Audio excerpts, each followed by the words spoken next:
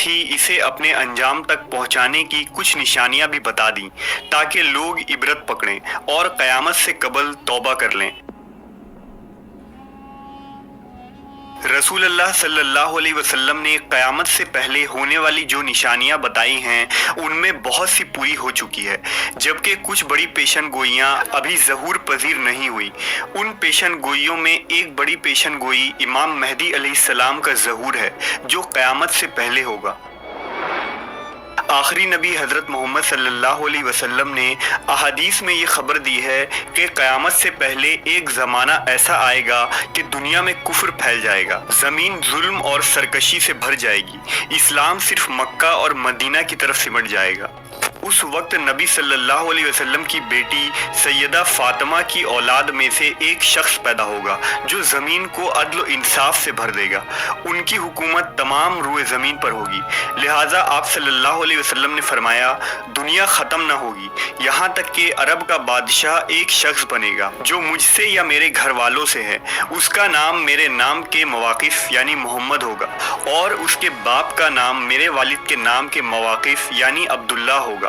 वो ज़मीन को अदल इंसाफ से भर देगा जैसे वो जुल्म और ज़्यादतियों से भरी हुई थी। इस रिवायत से पता चलता है कि क़र्ब क़यामत में मुसलमानों के हाथों से हुकूमत छिन चुकी होगी, हालात बद से बदतर हो जाएंगे और हर तरफ कुफ्र और शिर्क आम हो जाएगा। इस दौर में हुकूमत पर बैठे रहनुमा तागूत की इताअत करने वाले होंगे जो जुल्म और ज़्यादती करेंगे और अवाम उनसे परेशान हो चुकी होगी। लेकिन इस तारीख दौर में एक नूर फूटेगी, बिल्कुल उसी तरह जैसे अरब ज़माना जाहिलियत में कुफ्र शिर्क किया करते थे और पूरी दुनिया में जुल्म शरकसी का बोलबाला था। उस वक्त अल्लाह ने इंसानियत की रहनुमाई के लिए इमाम कायनात हज़रत मोहम्मद सल्लल्लाहु अलैहि वसल्लम को माबूस किया था। बिल्कुल उसी तरह क़र्ब क़यामत के उन बदतरीन हालात में अल्लाह इमाम मेहदी अलैहिस्सलाम को माबूस फरमाएगा। लिहाजा हज़रत जाबिर बिन अब्दुल्लाह से रिवायत है कि रसूलुल्लाह सल्लल्लाहु अलैहि वसल्लम ने फरमाया, वो वक्त करीब है जब इराक वालों के पास रुपए और गल्ला आने पर पाबंदी लगा दी जाएगी। आपसे पूछा गया कि ये पाबंदी किसकी जानिब से होगी, तो आपने फरमाया अजमियों की जानिब से। फिर कुछ देर खामोश रहने के बाद कहा कि वो वक्त करीब है कि जब अहले शाम पर भी ये पाबंदी लगा दी जाएगी। पूछा गया कि ये रुकावट किसकी जानिब से होगी, फरमाया अहले रोम की जानिब से। फिर आपने फरमाया कि मेरी उम्मत में एक खलीफा होगा जो लोगों को माल लब भर भर के देगा और शुमार नहीं करेगा। आपने फरमाया कि इस्लाम अपनी पहली हालत की तरफ लौटेगा जिस तरह कि इब्तदा मदीने से हुई थी, यहाँ तक कि ईमान सिर्फ मदीना में रह जाएगा।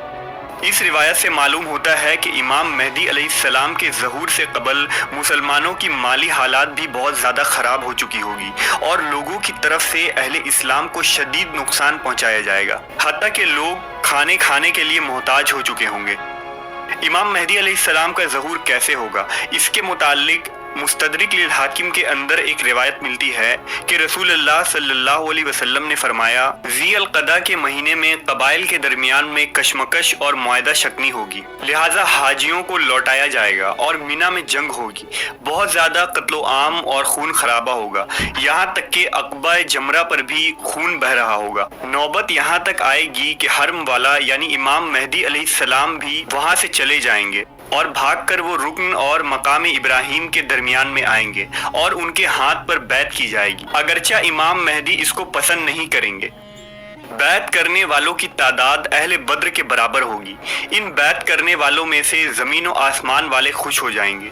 जब लोग भागे भागे इमाम मेहदी अलैहिस्सलाम के पास आएंगे तो उस वक्त मेहदी काबा से लिपटे हुए रो रहे होंगे। चुनांचा लोग मेहदी से कहेंगे कि आइए हम आपके हाथ पर बैत करते हैं। इमाम मेहदी कहेंगे कि अफसोस, तुम कितने ही मुआहदों को तोड़ चुके हो और किस कदर खून खराबा कर चुके हो। इसके बाद ना चाहते हुए भी वो बैत करेंगे। फिर आपने फरमाया, ऐ लोगो, जब तुम उन्हें पालो तो तुम उनके हाथ पर बैत कर लेना, क्योंकि वो दुनिया में भी मेहदी हैं और आसमान में भी मेहदी हैं। लिहाजा इमाम ज़माना मेहदी अलैहिस्सलाम को लोग उन निशानियों से पहचान लेंगे और उनके हाथों पर बैत करेंगे। आप उम्मत के रहनुमा साबित होंगे।